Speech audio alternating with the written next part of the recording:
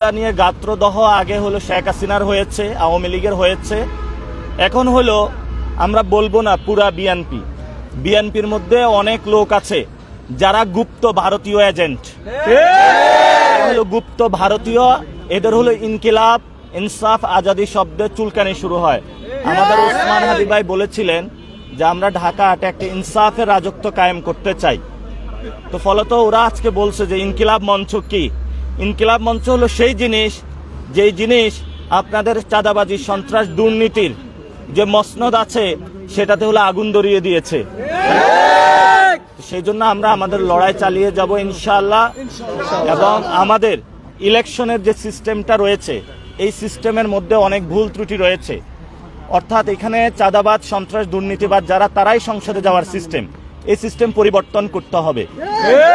জনগণ ভোট দিবে, সেই ভোটটা রক্ষা করবে ইলেকশন কমিশন এবং জনপ্রতিনিধি জনগণের হবে, কোনো দলের হবে না, কোনো ব্যবসায়ী গোষ্ঠীর হবে না, কোনো দেশের হবে না। আমরা এমন একটি সুন্দর এবং এই যে ডক্টর ইউনূস উনি যখন বিদায় নিল, বিএনপিকে এত সুযোগ সুবিধা দিল এবং বিএনপি গণ অভ্যুত্থানের পরে সবগুলা মানুষ জেলে ছিল, যারা জনগণ বাংলাদেশে তাদেরকে মুক্ত করে দিল, তাদেরকে একটা ধন্যবাদ দিল না তারা।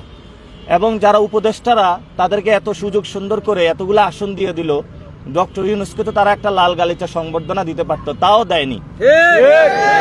তো এই জন্য বলবো হলো বিএনপি একটা অকৃতজ্ঞ দল, যারা জনগণের প্রতি অকৃতজ্ঞ এবং মানুষের প্রতি অকৃতজ্ঞ। এবং যদি এই ধরনের অকৃতজ্ঞ হয়ে বাংলার মাটিতে তাদের লড়াই তারা চালিয়ে যায়, তাহলে বাংলাদেশের মানুষ তাদেরকে একদিন ছুঁড়ে ফেলে দেবে। আপনারা দেখেছেন একজন মন্ত্রী সমঝোতার নামে চাঁদাবাজি জায়েজ করতেছে। তো আমরা খুবই স্পেসিফিক ওয়েতে বলতে চাই, বাংলাদেশে আমরা যতদিন জীবিত থাকব ততদিন সংস্কার নিয়ে কোনো নয় ছয় চলবে না। সংস্কার বাংলাদেশে আমরা বাস্তবায়ন করেই ছাড়বো ইনশাআল্লাহ। এবং আওয়ামী লীগের যে দফা রফা করেছে এবং ভারতীয় হিজুমনির, সেটাকে যদি বিএনপি নতুনভাবে পুনর্বাসন করার প্রচেষ্টা চালায়, যারা বিএনপির মধ্যে এটা প্রচেষ্টা চালাবে তাদের সাথে আমাদের শক্ত লড়াই হবে। আমরা বাংলার মাটিতে কখনো খুনি হাসিনাকে পুনর্বাসনের চেষ্টা মেনে নিব না ইনশাআল্লাহ। সবাই রাজি আছেন? অনেকে এখানে এসেছে, বলেছে তার মা কান্নাকাটি করেছে, আমাকে ভোট দিয়েছে। আমি সবাইকে ধন্যবাদ জানাচ্ছি।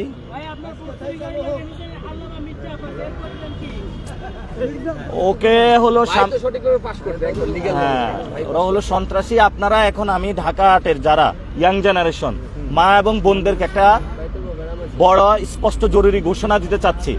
আমাদের এখানে 108টা কেন্দ্র আছে। আপনারা এখনই প্রত্যেক কেন্দ্রগুলোতে আলাদা আলাদা নিজস্বভাবে কমিটি গঠন করে ফেলেন। যখন আমরা শেখ হাসিনাকে বাংলাদেশ থেকে বিদায় করেছিলাম, তখন তো আমাদের কোনো ব্যক্তি যায় বলে নাই যে আমি এখানে সভাপতি, দরকার ছিল না। তো আপনারা পাড়ায় মহল্লায় সন্ত্রাস চাঁদাবাজি দুর্নীতির বিরুদ্ধে আজাদি কমিটি গঠন করেন। ধরেন 108টা কেন্দ্র ঢাকা 108টা কমিটি আপনারা গঠন করে ফেলেন। আমি যাওয়া লাগবে না আপনাদের কাছে। আপনারা স্কুলে কেন্দ্রিক যে কেন্দ্রগুলো রয়েছে সেখানে এখন থেকে এজেন্ট প্রস্তুত করে ফেলেন। এখন থেকে নিজেরা আড্ডা দিয়ে স্বেচ্ছাসেবক বাহিনী তৈরি করেন, যাতে আগামীতে কেউ ভোট চুরি করে আসলে আমরা তাদের দাঁত ভাঙা জবাব দিতে পারি ইনশাল্লাহ। সবাই মা বোনদেরকে আপনারা বাসা যারা আছে তাদেরকে সালাম পৌঁছাবেন এবং যারা আপনাদের বাবারা টিচার রয়েছে, যারা প্রিজাইডিং অফিসার হবে, তাদেরকে বলবেন আগামীতে যাতে কোথাও জীবন যাবে, কোথাও ভোট চোর ভোট ডাকাতদের কাছে যাতে তারা মাথা নত না করে। এবং যাতে হলো ভিতরে কেন্দ্রের ভিতরে যারা এজেন্ট হবে তাদেরকে আমরা ইনশাল্লাহ দ্রুত তারা যোগাযোগ করলে এখন থেকে তাদের প্রশিক্ষণ শুরু করে দিয়ে দেবো। কেন্দ্রে কেন্দ্রে সবাই এজেন্ট হওয়ার প্রস্তুতি নেন, স্বেচ্ছাসেবক হওয়ার প্রস্তুতি নেন, আপনারা কমিটি গঠন করেন ইনশাল্লাহ। আগামীর ঢাকা 8 জনতার হবে, কোনো সন্ত্রাস চাঁদাবাজ দুর্নীতিবাদের হবে। ঠিক আছে,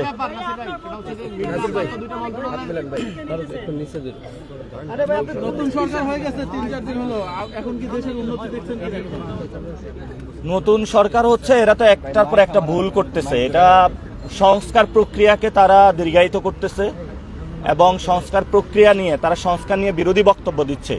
এবং তারা বলতেছে, মেজর হাফিজ বলেছেন যে তখন প্রয়োজন ছিল এই সময়, এই জন্য বলেছিলাম যে সংস্কার প্রয়োজন, এখন প্রয়োজন নাই।